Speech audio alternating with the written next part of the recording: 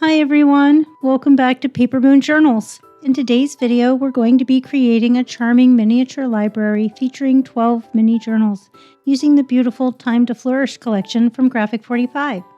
I've already completed January through August, and I can't wait to show you how to make September through December, along with the adorable little boxes that will hold them. I'll walk you through the steps to make these mini journals and how to put together the perfect box to store them all. By the end, we'll have a lovely 3-box library set. How exciting! You can see on screen that there's room to add things to our journal and there will still be room inside the box. Or you could make a 2-box set. I'm quite certain that you could fit 6 into each of the little boxes and then only have a 2-box set. I like to make sure that there was room so that I could add things to the book. You can see here the Time to Flourish papers, what I have left. There's one sheet that has a pattern, front 2-sided pattern paper, and another sheet that has cut aparts. So we'll be using the base sheet to make the outside. Let's take a look at one I've already made. Here's the January book. So I cut it to, it's actually based on a 6x6 project, a modification of that. When we cut our 8x8 down to 6x6, we end up with offcuts that make beautiful ephemera and tags for our little mini junk journals. If you look here are all the different cut aparts. So we'll use those as pockets and as ephemera inside the pockets.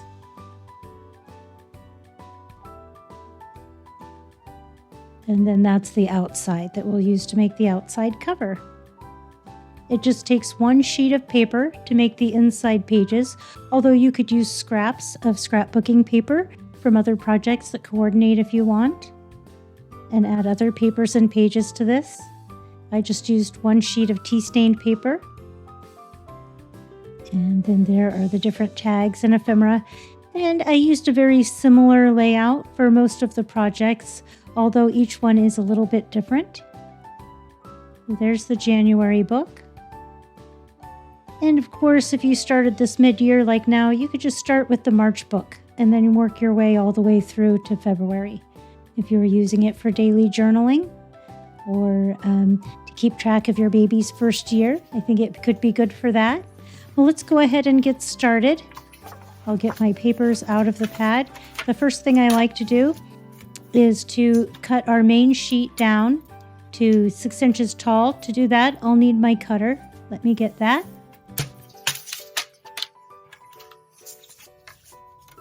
So I start by cutting it to 6 inches tall.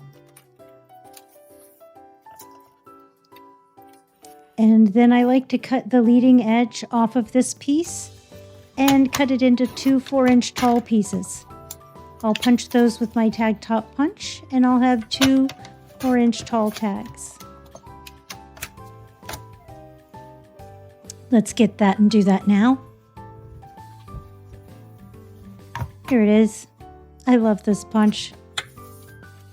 If you don't have one, boy, you should get one. I hate to say it, but you should. It's one of my favorite tools.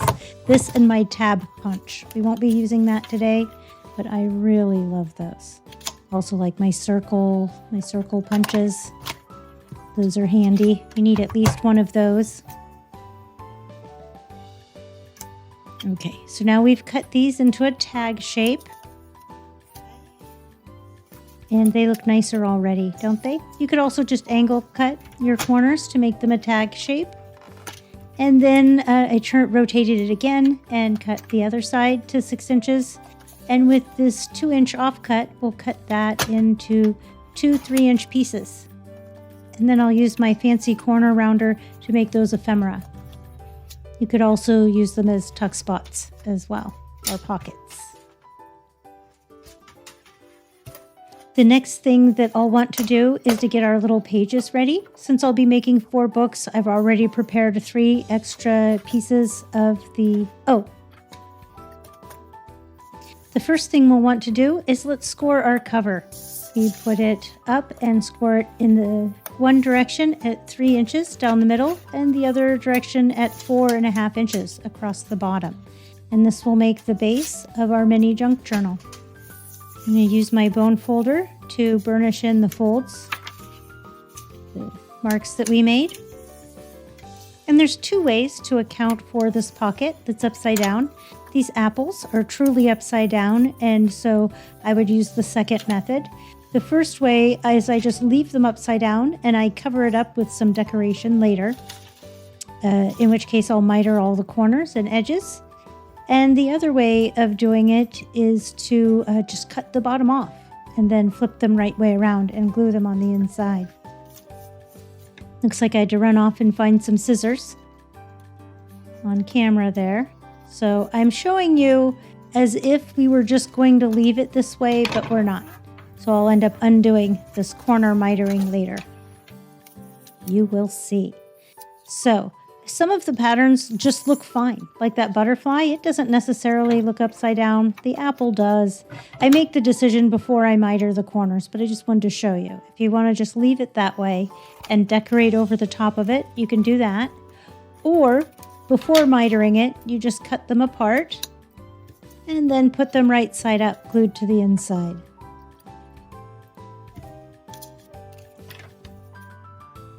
I'm going to trim some of the mitering that I had done off so that this will look nice. I have angled edges on those from mitering. I'm just going to straighten that out a little. Okay, so those get glued down there. You just glue them into a U shape. That'll create the pocket. And now we're going to take a sheet of letter paper and make the little pages inside. So the first thing I do is I have that US letter size upright in the cutter. I cut it to 5 inches wide and then cut it into 4-inch tall pieces. I get 2 of those, and then the scrap left over, we of course keep also and use as a page. So this gives us different page sizes and makes it more interesting. If you didn't want the variety of page sizes, you can just cut a few 4 by 5 sheets and then fold them in half, and that will work. So the offcut, I am then cutting into 5-inch wide strips and folding those in half. Because it's less than 4 inches tall, we don't have to do any other trimming. And you can see while I was off getting the cutter that I cut apart all of my cut aparts. I have those all ready to go. Putting in the pages couldn't be simpler. We'll be using our stapler to bind these in. The staple binding method. It is the easiest and so fun. You don't need to do anything special because a standard size stapler will reach to the center of this, so we can staple it in. You'll see in just a minute here.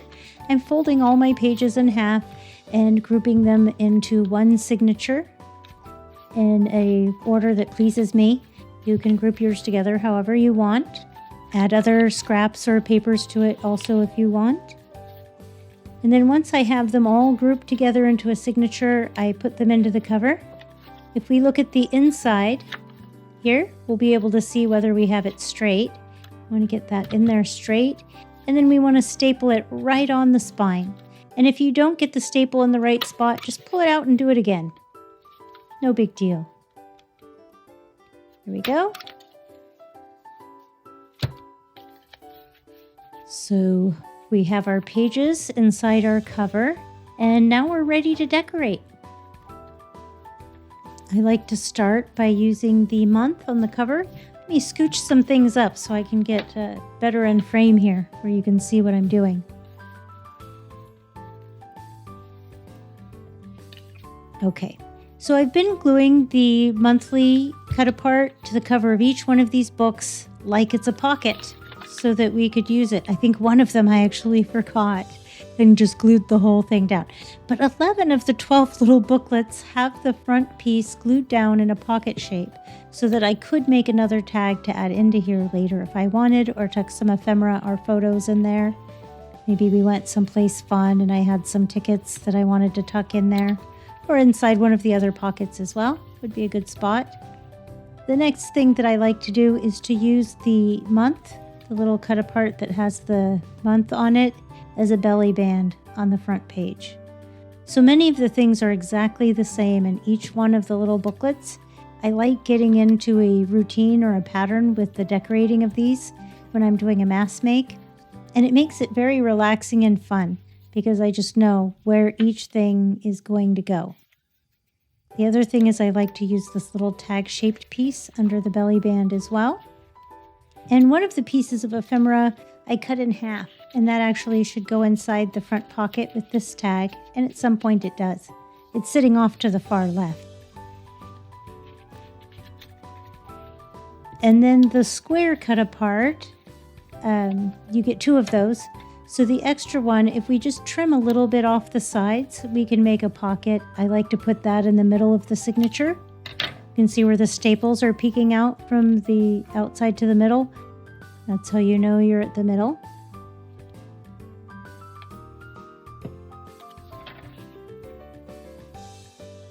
I actually came up with the kind of process for making them similar around May or June. There's more variety in January through April, but then about mid-year I get into a groove and then do more things similar. Like sometimes using the stamps as a belly band, or these 3 postage stamps is how I would have covered up the pocket. I would have put a belly band on top of the pocket if I left the printing upside down. So if we go back looking through my completed projects, some of them will have little belly bands on top of the pocket with ephemera tucked in, and that's because I left the pocket image upside down. Just covered it up. Then I just take the smaller pieces of ephemera and create tuck spots. This vertical piece, I'm going to make a tuck spot on the outside edge of a page. And then some of the smaller pieces, I make tuck spots, top and bottom tuck spots. I think they could be journaling prompts, or if you pasted a little picture underneath, then, like school days, little sentiment, if you put a picture of, your kid's first day at school, your grandkid's first day at school, or you could also just journal about what you remembered, what it was like when your kids were going to school, or maybe when you were a kid going to school, things like that. A little autumn time, again, could be a journaling prompt or place for photos. I'm going to tuck a little bit of ephemera in there. I got a little bit of glue in that pocket. Let me open that up. There we go. And this is where I'm like, wait, I like to use this ephemera in the front. Let's go. This was the one I cut it in half and then used the fancy corner rounder to make it ephemera.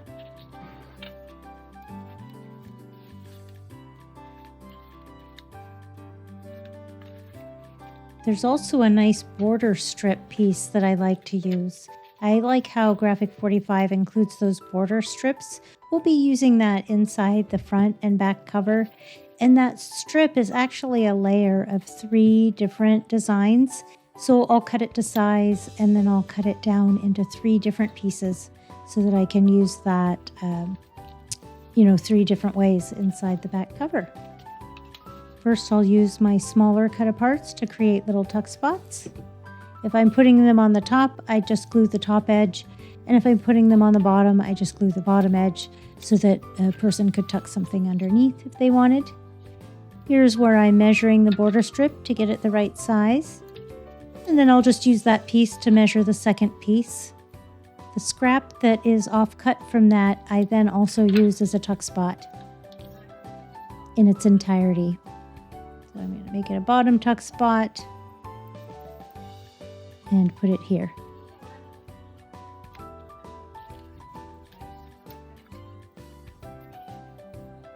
And then I like to cut the border strip into 3 different sections. As I said, the green section, the wider section has words on it, the wider section, and then the narrow colored strip across the top.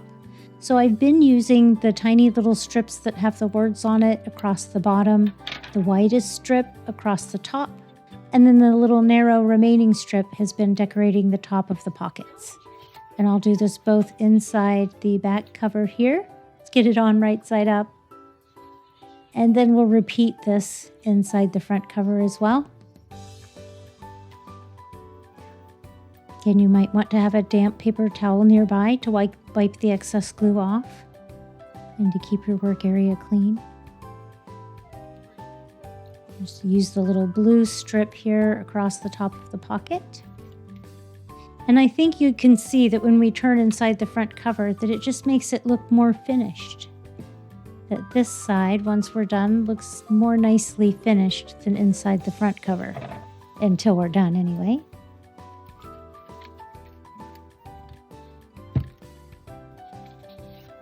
Why don't we go ahead and jump forward to where I've already got all the pieces glued down. I'll go ahead and finish October, November, and December off camera. And let's go ahead and show you how to make the little box that holds our library. This is kind of what makes it a mini library or a boxed set, is the fact that it goes inside a little box. And so I have a scrap of paper here that's just about the right size. I'll be cutting that to 7.5 inches by 8.25.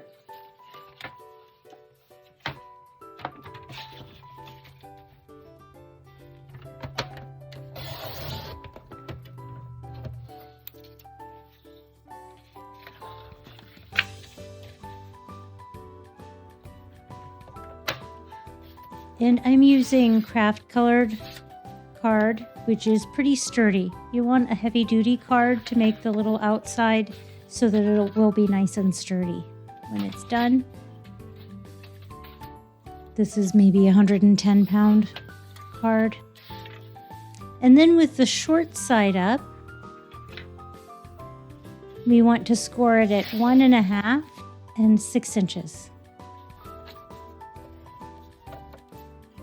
With the 1.5. And then again at 6 inches. Then we rotate it so that the long side is up. And we score it at 3.25 and 5 inches.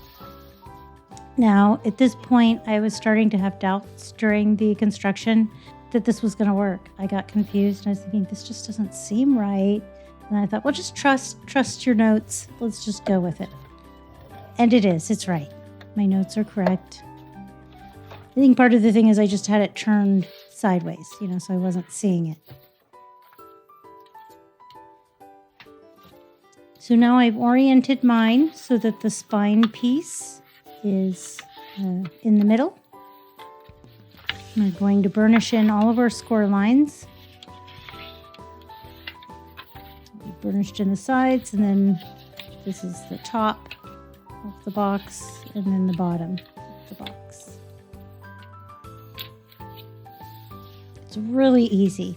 So to assemble the box, we'll just be cutting out the score lines on either side of the spine flap, the little flap coming off the spine, and we'll miter the edge of the other side of that flap.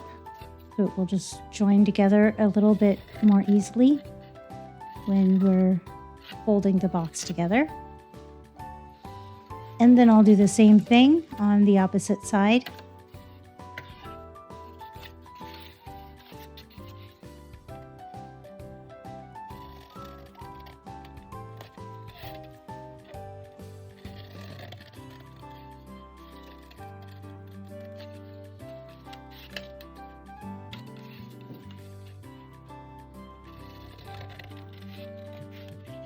It is really windy. My apologies if you can hear some of the rattling and banging that I can hear.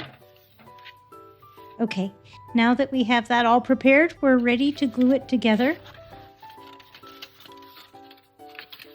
It's easier to decorate if we do that before we assemble the box. Here are the notes I made for the decoration. We'll need 2 3 by 4.25 inch pieces, and then also 2 3/4 by 4 inch. We'll need 2 of those as well. And I also made some notes for the spine piece, 1.5 inches wide by 4.25 tall. And then I also just use a scrap that I think is, maybe 1/2 inch or 3/4 of an inch wide that I cut to 4 inches long to decorate the spine. you'll see that. We'll be doing that here.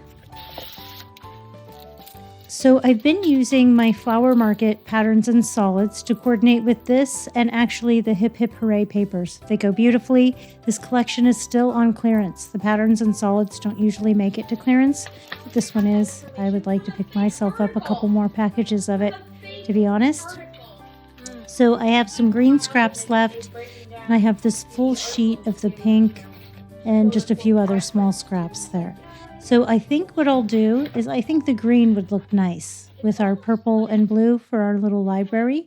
So I think we'll use, I don't think I like the pink as well. So we'll use the green to cover the base. And the other thing that we need is we steal one of the square cut-aparts and a set of 3 postage stamps from one of the cut-apart pages for October, November, December. So I think I steal one like postage stamps from October and then the cut apart from November, something like that. But you will want to go ahead and do that as well. We do that from three of the different cut apart pages. We stole stuff to decorate the outside of our little box. And I'll be cutting that to 4 1/4 inches tall and then into 3 inches wide pieces, just because that was the best way to use this scrap.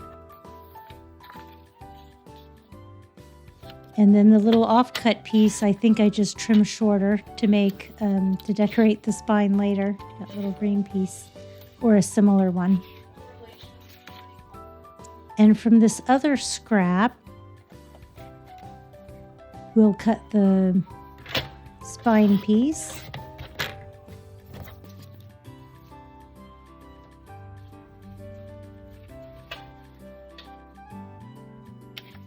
And then we need some pieces to cover the top or want some pieces to cover the top and bottom of the box.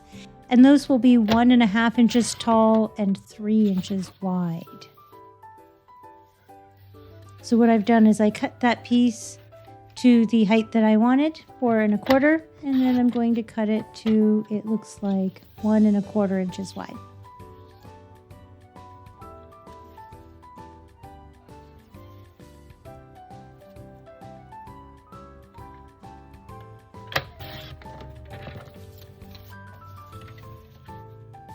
And then I cut that remaining piece down to 3 inches tall and then cut that piece into 2 1 1/2 inch strips. I think it would be nicer to have 4 of these, 4 1 1/2 by 3 inch pieces so that we can line the inside of the box, top and bottom. It's just can be a little bumpy trying to get your books in and out because it's not perfectly smooth inside the box. So that's the only change that I would make from what I've done. And we compensate for it during this project. I use some scraps to line the inside of the box. But at this time, you might want to just cut 2 more of those. And they could be from any color of your scrap. It doesn't have to coordinate.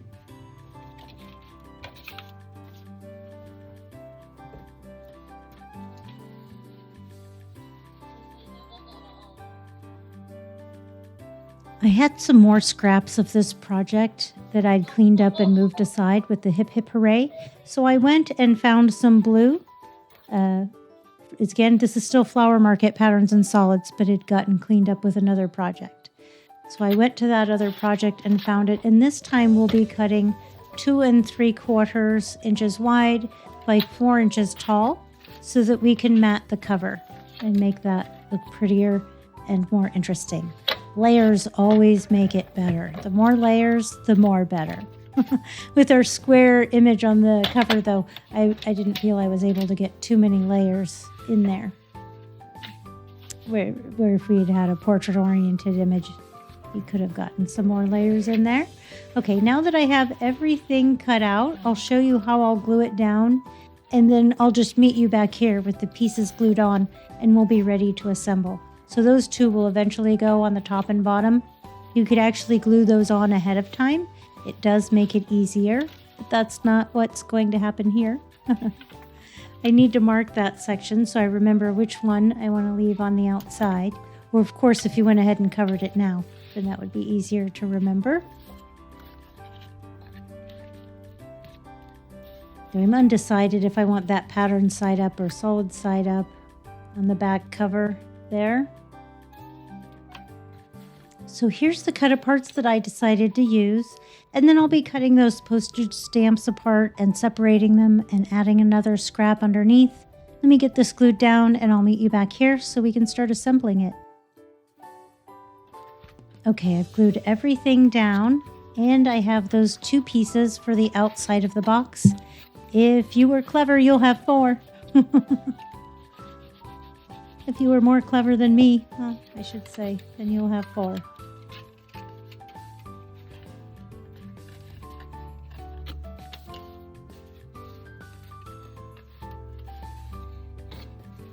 Just hold that for a second and let it catch, and then glue the other side. And I shouldn't have glued this quite all the way to the inside edge, because we'll see when we look inside that there'll be glue peeking out. And that's what gave me the idea to add some paper inside the box. And I recalled how difficult it can be sometimes to get the little books in there. They get hung up on some of the layers inside. Just burnishing it down and spreading it around.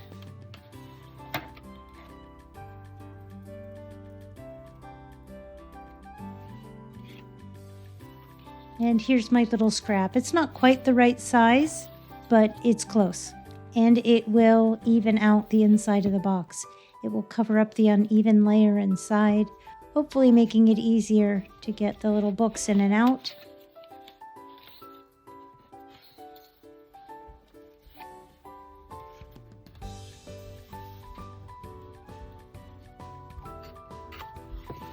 And then let's do the other side. I think before I put the glue on the other side of the small flap. But aside from making sure the outside flap is on the outside, it doesn't really matter which order you get the little pieces in.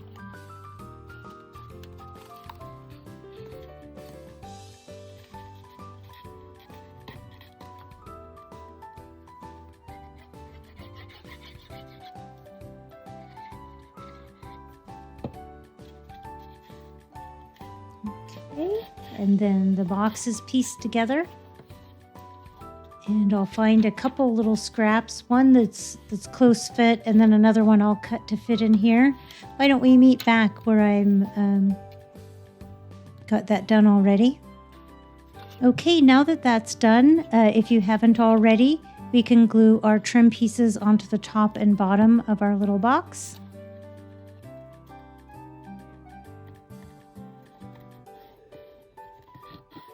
Helping it to look nicely finished on all sides.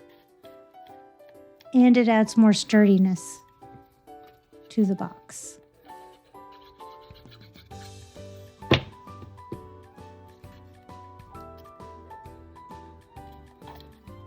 I'd love if you make this, if you feel inspired by this to make something, please tag me in it so I can see what you made. Or comment below. Let me know if you found this interesting, entertaining. I know I keep these little pads. I buy them almost every year, and then I keep them waiting for a project. And I know I've been using up some of them during my paper stash smash challenge, where we pick a different size paper pad to smash every month. I chose the 8x8 paper pads this month, and so the Time to Flourish was in there. That inspired this, and a host of other projects. I can't think of the other collection that they did that has the black background with the mushrooms and things like that, the nature theme. That one was really nice. Okay, we've met back here. I finished all 4 or the other 3 little books off the screen. We can take a look at what I did with September, October, and November, or October, November, December. September is the one we did together. And then also make sure that nothing got glued together accidentally.